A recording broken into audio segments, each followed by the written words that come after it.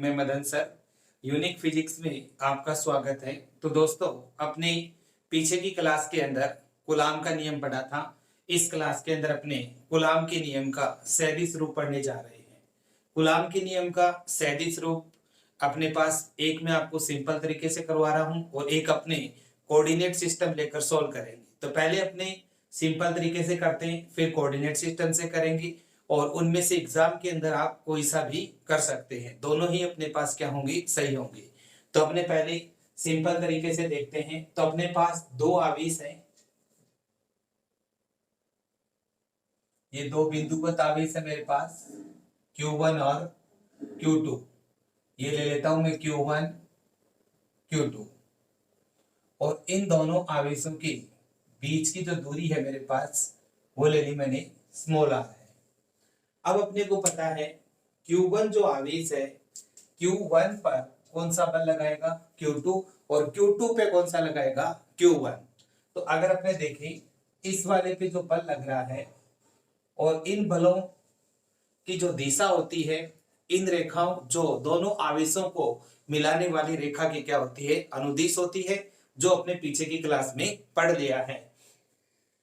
तो अब 1 पे बल लग रहा है F1 पे, कौन लगा रहा है 2, तो इसको लिख देंगे F12 और दोनों आवेशों की प्रकृति मैंने यहाँ पे क्या ले रखी है, समान ले रखी है, इसलिए ये आवेश और ये दोनों आवेश आपस में क्या करेंगे, प्रतिकर्षण बल लगाएंगे।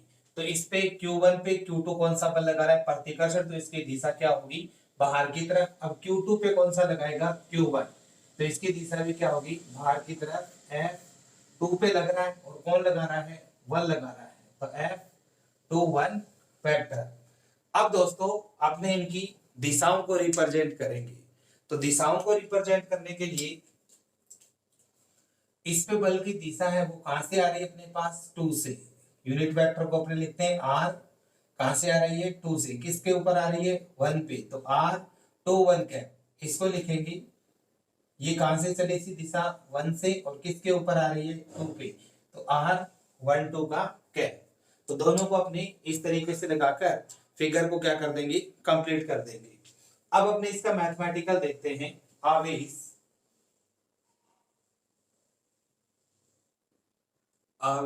Q1 पर आवेश Q2 के कारण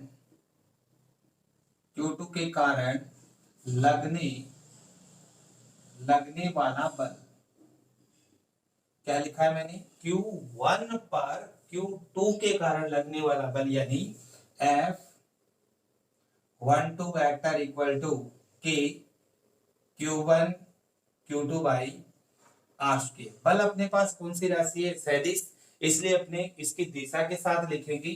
तो यहाँ पर अपने पास इसकी दिशा क्या लिखेंगे, R21 का कैप।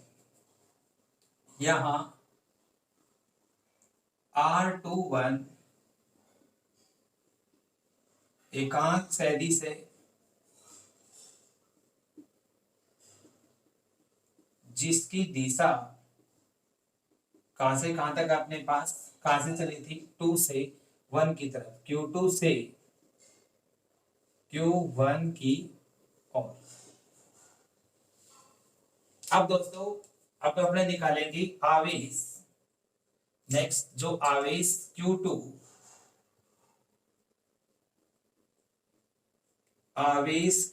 पर आवेश यानी इस 2 पर किसके कारण, 1 के कारण लगने वाला बल। तो आवेश Q2 पर आवेश Q1 के कारण लगने वाला बल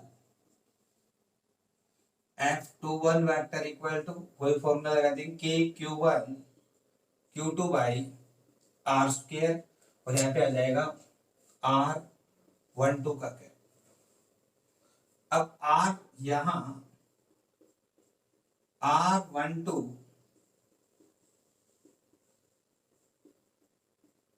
एकांक सदिश है जिसकी दिशा कहां से कहां तक जा रही है, अपने पास 1 से टू की तरफ, जिसकी दिशा Q1 से Q2 की ओर है। इसको दोस्तों समीकरण नंबर 2 डाल देंगे और ऊपर की जो लिखी है अपनों ने इसको समीकरण नंबर 1 डाल देंगे। अब इन दोनों समीकरणों को गौर से देखते हैं। F12 वेक्टर यहाँ पे 2 1 आ रहा है और यहाँ पे 1 2, क्योंकि दोनों बलों की दिशाएं अपने पास क्या है, विपरीत है, इसलिए इसको अपने लिख सकते हैं।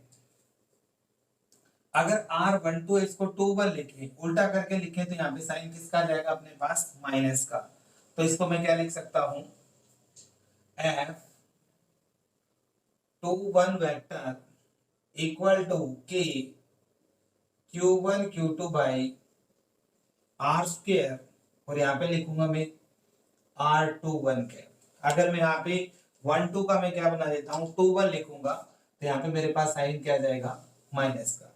इसको समीकरण नंबर अपने 3 डाल देते हैं। समीकरण 1 व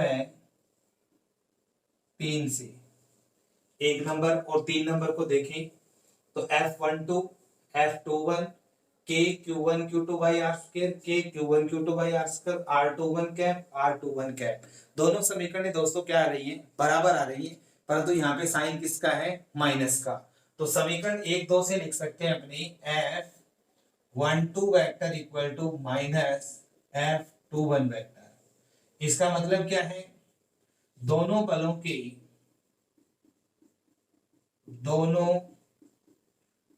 के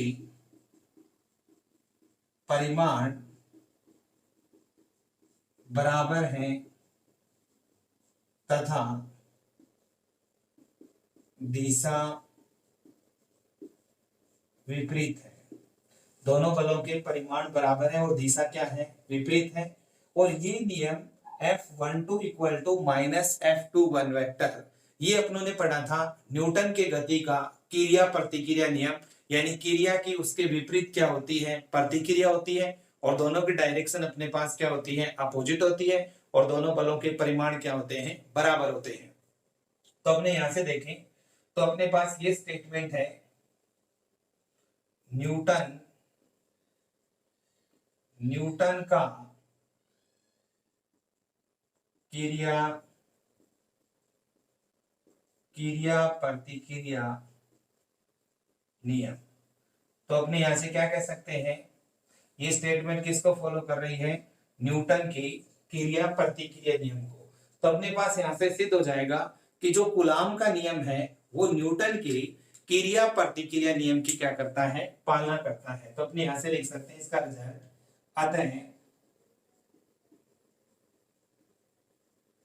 अतः सिद्ध होता है कि कूलाम का नियम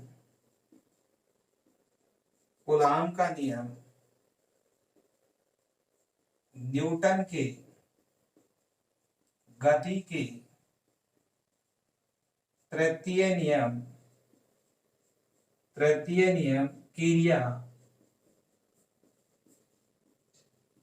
क्रिया प्रतिक्रिया की पालना करता है। अब दोस्तों अपने अगर क्वेश्चन इस तरह से आ जाता है कि सिद्ध कीजिए कि कूलाम का नियम गति की तृतीय नियम क्रिया प्रतिक्रिया नियम की पालना करता है, तो अपने को यही वेक्टर नोटेशन है, इसको अपने को क्या करना है, लिखना है। या मैं अभी कोऑर्डिनेट सिस्टम लेकर आपको एक वेक्टर नोटेशन और रिप्रेजेंट करना बताता हूं, वो भी अपने क्या कर सकते हैं, लिख सकते हैं। तो अपने सेकंड वाला देखते हैं। अब अपने कोऑर्डिनेट सिस्टम लेते हैं, ये अपने पास एक्स एक्स ओरिजिन O और ये अपने पास वाई एक्स। यहाँ पे दो आवेश लेते हैं अपने पास, Q1 और दूसरा लिया मैंने Q2। अब इनकी स्थिति सदिश लेते हैं। इस आवेश का स्थिति सदिश अपने पास मूल बिंदु के सापेक्ष इसका स्थिति सदिश R1 वेक्टर, और जो दूसरा लिया है उसका मूल बिंदु के सापेक्ष स्थिति सदिश अपने R2 वेक्टर। ये R1 वेक्टर और ये R2 वेक्टर। यहाँ R1 वेक्टर तथा R2 वेक्टर आवेश Q1 व Q2 का मूल बिंदु के सापेक्ष स्थिति सदिश है। अब दोस्तों अपने बात करते हैं Q1 पर कौन सा बल लगाएगा Q2 और Q2 पर कौन सा बल लगाएगा Q1, क्योंकि दोनों जो बल हैं ये आपके पास मान में तो क्या होंगी बराबर और इनकी दिशाएं क्या होंगी विपरीत। क्यों? क्योंकि दोनों पर प्रकृति अपनों ने क्या दे रखी है समान, और दोनों आवेशों की प्रकृति अगर समान है तो दोनों में कौन सा बल लगेगा अपने पास प्रतिकर्षण बल लगेगा। तो अगर अपने इसको देखें ये Q2 है, Q2 पे कौन सा बल लगाएगा Q1, 2 पे लग रहा है तो यहाँ पे लिखेंगे F2 1 वेक्टर, 1 पे कौन सा लगा रहा है F12 वेक्टर। अब दोस्तों अपने इनके बीच की दूरी लेते हैं, तो इनके बीच की दूरी की बात करें तो यहां से अपने पास ले सकते हैं R2 minus R1, R2 vector minus R1 vector का मैग्नीट्यूड। R2 में से R1 घटा दो या अपने R1 में से R2 घटा सकते हैं, तो अपने पास इसको ऐसा भी लिख सकते हैं R1 vector minus R2 vector. मैंने इसका मैग्नीट्यूड ले रखा है तो आप R1 में से R2 घटाएं चाहे R2 में से R1 घटाएं, दोनों के मान आपस में क्या होंगे बराबर होते हैं। अब अपने इसकी दिशा की बात कर लेते हैं। तो इस बल इधर बल लग रहा है, इसकी दिशा अपने पास कितनी है R, इसको लिख देंगे 21 कैप, और इसकी दिशा अपने पास कितनी है R12 का। तो ये फिगर बन जाएगा अपने पास। अब उसी तरीके से लिखेंगे अपने आवेश Q1 पर Q2 के कारण लगने वाला बल या आवेश Q2 पर Q1 के कारण लगने वाला बल। तो अपने कोई सा भी निकाल देते हैं। तो आवेश सबसे पहले स्टार्ट करते हैं, आवेश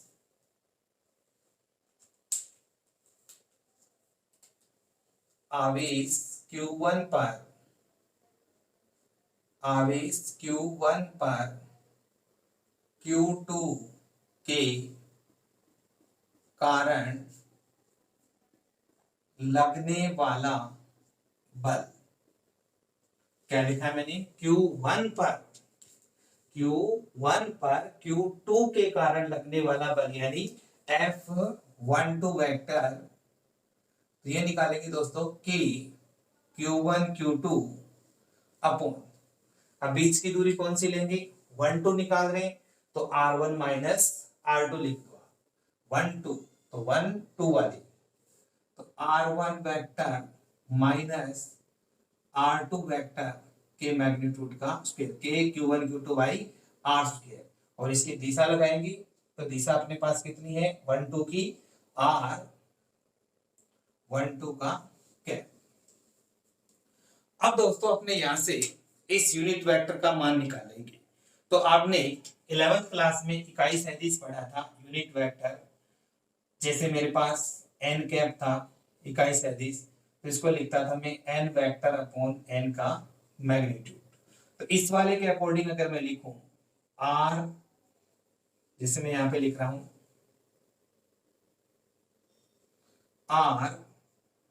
R12 का कैप, तो इसको क्या लिख सकते हैं R12 का वेक्टर अपॉन R12 का मैग्नीट्यूड। अब दोस्तों स्थिति सदिश है R12, तो इसको अपने लिख सकते हैं R1 vector minus R2 vector, या इसका मैग्नीट्यूड है तो R1 vector minus R2 vector का मैग्नीट्यूड लिखा जा सकता है। अब अपने R12 की जो ये वैल्यू आई है ये R12 की जगह पुट कर दो, तो जैसे इसको यहाँ पे पुट करेंगे तो अपने पास बनेगा F12 vector equal to K Q1 Q2 upon R1 vector minus R2 vector के मैग्नीट्यूड का स्क्वायर इनटू R12 चाहिए। तो इसकी वैल्यू कितनी आई है, R1 vector minus R2 vector upon R1 vector minus R2 vector का मैग्नीट्यूड। अब ये पावर सेम है, इसकी 2 है, इसकी कितनी है 1, तो ऐड हो जाएंगी। बेस सेम होते हैं तो आपके पास पावर क्या हो जाएंगी, ऐड हो जाएंगी। तो अपने लिख सकते हैं कि Q1 Q2 R1 vector minus R2 vector upon R1 vector minus R2 vector के मैग्नीट्यूड का क्या हो जाएगा, Q। ये दोस्तों अपने इक्वेशन नंबर आ जाएगी 1। अब अपने इसी तरीके से आवेश Q2 पर निकालेंगे। आवेश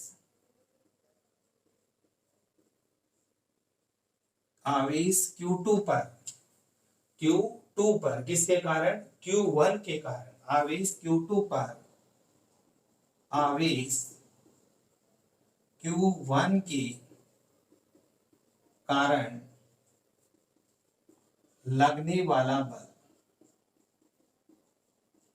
इसमें दोस्तों ये जो दोनों डिस्टेंस है मैंने आपको बताया था 11th में अपनों ने पढ़ रखी है, R1 vector minus R2 vector का मैग्नीट्यूड हो equal to R2 vector minus R1 vector हो।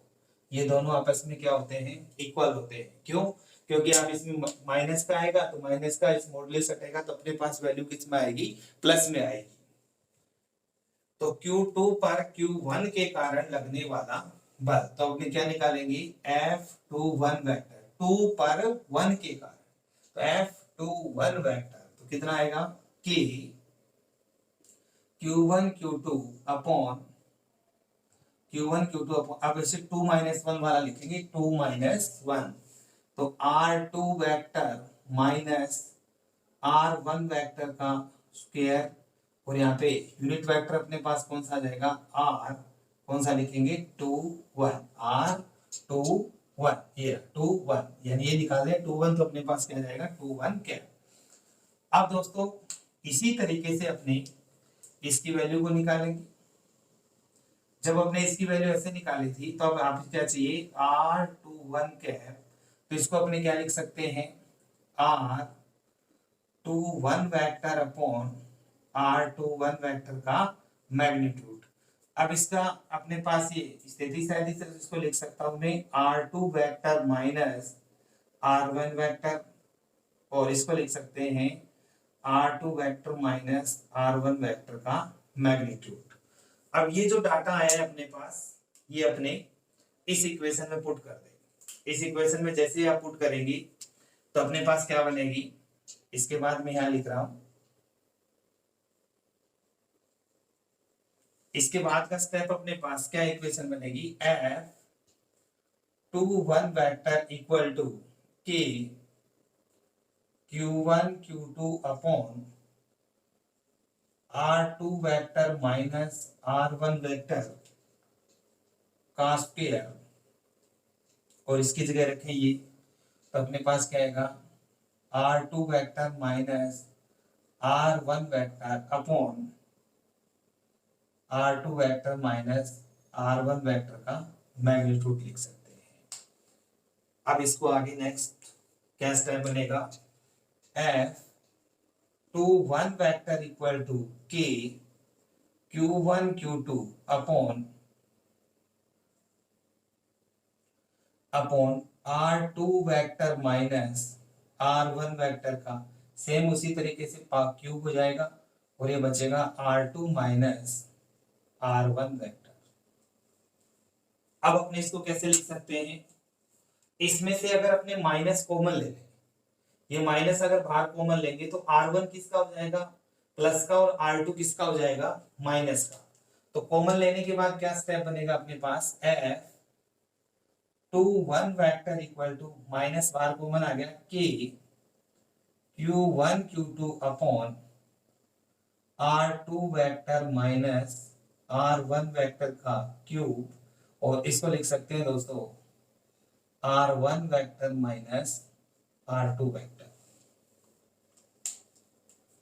अब यहां से मैंने आपको बताया था R2 माइनस R1 है चाहे R1 माइनस R2 है, इनका जो मॉडुलस है ये दोनों आपस में क्या होंगे, अगर इसके दोनों तरफ क्यूब लगा दे तो ये दोनों आपस में वैल्यू क्या होगी, इक्वल इक्वल होगी। इसलिए यहाँ पर भी मैं R12 चल रहा है तो इसमें 2 1 की जगह मैं क्या लिख देता हूँ R1 माइनस R2 लिख देता हूँ। तो इसके बाद नेक्स्ट स्टेप क्या आएगा अपने पास, F21 vector equal to minus K Q1 Q2, यहां से बनेगा अपने पास R1 vector minus R2 vector upon R1 minus R2 के मैग्नीट्यूड का क्यूब। ये इक्वेशन नंबर आ जाएगी अपने पास 2। अब दोस्तों इक्वेशन फर्स्ट और सेकंड, फर्स्ट अपनों ने ये डाल रखी है और सेकंड अपने पास ये मिली है। तो समीकरण 1 और 2, समीकरण 1 व 2 से 1 2 की बात करें तो अपने पास देखिए ये किसके इक्वल है, F12 के, और ये किसके F21 के Q1 Q2 के Q1 Q2 R1 vector minus R2 R1 minus R2 R1 minus R2 का क्यूब R1 माइनस R2 का क्यूब। इसका मतलब ये समीकरण 1 और 2 क्या आ रही है, बराबर आ रही है, परंतु साइन किसका फर्क आ रहा है, माइनस का।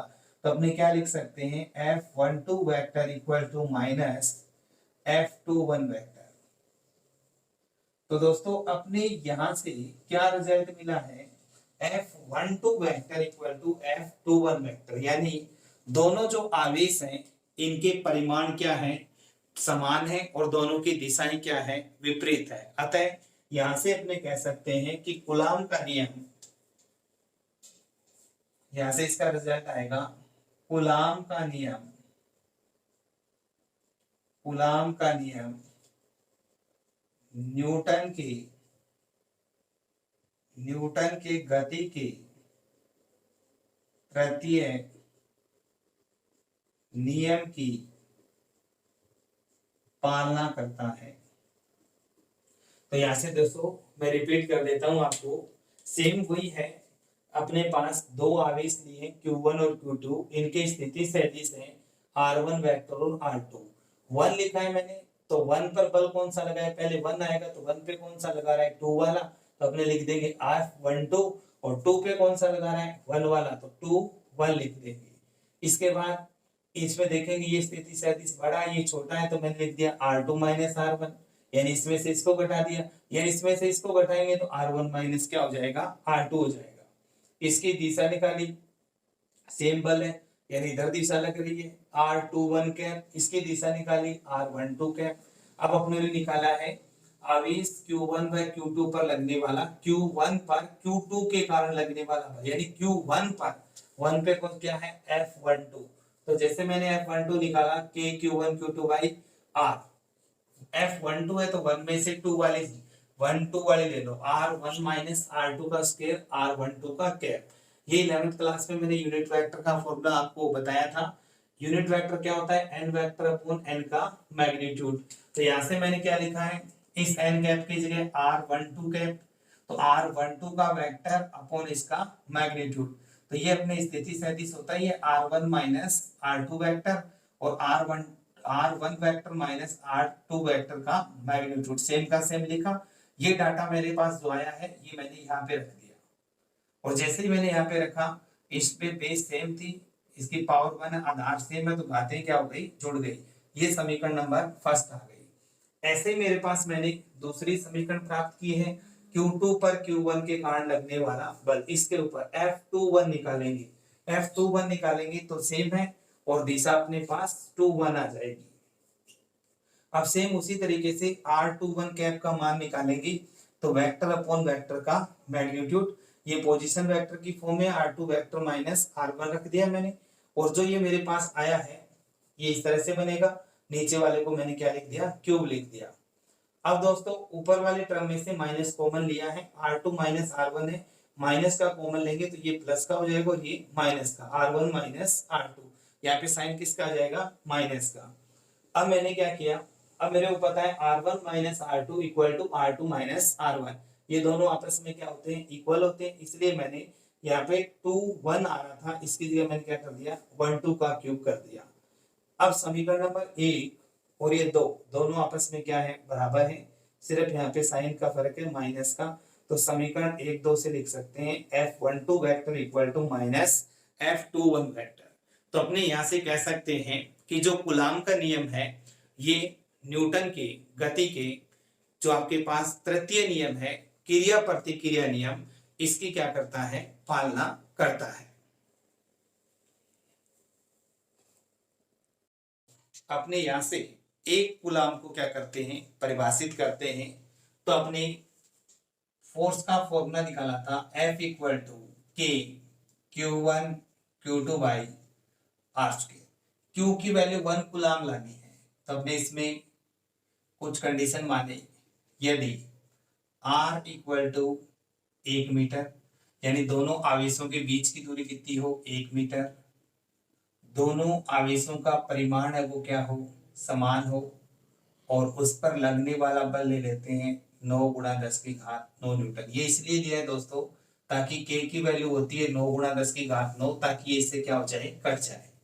ये डाटा इसमें पुट करें तो 9 गुणा 10 की घात 9 इक्वल टू 9 गुणा 10 की घात 9 इंटू Q को Q से गुणा करेंगे Q स्क्वायर, R की वैल्यू है 1, ये से कैंसिल आउट होगा। Q square equal to 1, Q इक्वल टू प्लस माइनस 1।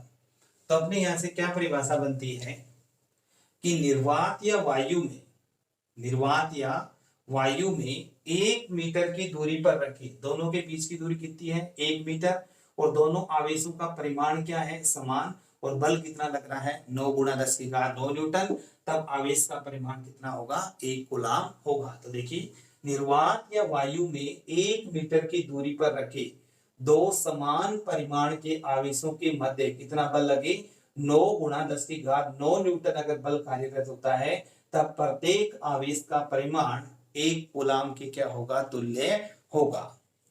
तो यहां से अपने 1 कूलाम को परिभाषित कर सकते हैं। अब अपने यहां से कूलाम के नियम की सीमाएं पढ़ेंगे। पहली सीमा अपने पास है कि कूलाम का जो नियम होता है, ये बिंदुवत व स्थिर आवेशों के मध्य कार्य करता है। अगर आवेश गतिशील है तो कूलाम का नियम नहीं लगेगा, क्योंकि गतिशील आवेश अपने पास चुंबकीय क्षेत्र क्या करता है, उत्पन्न करता है। तो पहली एप्लीकेशन अपने पास कूलाम का नियम, कूलाम का नियम स्थिर व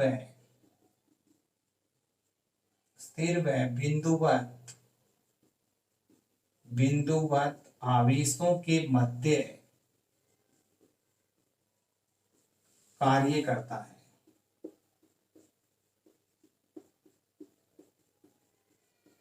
गतिशील अवस्था में आवेश पर यह नियम कार्य नहीं करता, क्योंकि गतिशील आवेश क्या करता है, गतिशील आवेश चुंबकीय क्षेत्र उत्पन्न करता है। ये अपना फर्स्ट पॉइंट है। सेकंड इसका लिमिटेशन का लिखेंगे, अगर दोनों आवेशों के बीच की दूरी अगर आप 10 की घात माइनस 15 मीटर से कम कर देते हैं तो कूलाम बल कार्य नहीं करते। क्यों नहीं करते, क्योंकि नाभिक की त्रिज्या आपने कितनी पढ़ी है, 10 की घात माइनस 15 मीटर, और नाभिक के अंदर अपने पास दो तरह के कण पाए जाते हैं, प्रोटॉन और न्यूट्रॉन। न्यूट्रॉन आपके पास न्यूट्रल होता है, जिसके ऊपर कोई भी आवेश नहीं होता, और प्रोटॉन के ऊपर अपने पास क्या होता है, धनावेश होता है। तो प्रोटॉन प्रोटॉन के अंदर, नाभिक के अंदर जब दूरी अपने पास 10⁻⁻15 मीटर हो जाती है दोनों आवेशों के बीच में, तो आपके पास दोनों के बीच में प्रतिकर्षण बल न लगकर क्या लगेगा, अपने पास आकर्षण, यानी वहां पर क्या होता है, नाभिकीय बल क्या हो जाते हैं, प्रभावी हो जाते हैं। तो इसका मतलब जहां पर आपके पास दूरी, यदि दोनों आवेशों के बीच की दूरी 10⁻⁻15 मीटर है, 10⁻⁻15 मीटर है, या इससे क्या हो जाती है, कम हो जाती है तो कूलाम बल कार्य नहीं करते हैं, वहां नाभिकीय बल प्रभावी हो जाते हैं। क्योंकि कूलाम के अकॉर्डिंग क्या होगा, प्लस प्लस के बीच में क्या लगेगा, प्रतिकर्षण। तो इसका मतलब आपके पास नाभिक के अंदर प्रोटॉन प्रोटॉन आपस में रह नहीं सकते, तो इसका मतलब वहां पर ये कूलाम बल है, ये कार्य आपके पास नहीं करता। वहां पर अपने पास कौन से बल कार्य करते हैं, नाभिकीय बल है, वो कार्य करते हैं। नेक्स्ट अपने पास कूलाम का नियम, कूलाम का नियम व्युत्क्रम वर्ग के नियम की पालना करता है। ये अपने पढ़ ही रखा है, F = K Q1 Q2 by R²। तो दोस्तों आज अपनों ने कूलाम के नियम का सैद्धांतिक रूप दो तरीकों से बताया मैंने आपको। उसके बाद एक कूलाम को परिभाषित किया है और कूलाम के नियम की सीमाएं लिखी हैं। आज के लिए इतना ही करते हैं। Thank you. बाकी अपने नेक्स्ट क्लास के अंदर देखेंगे।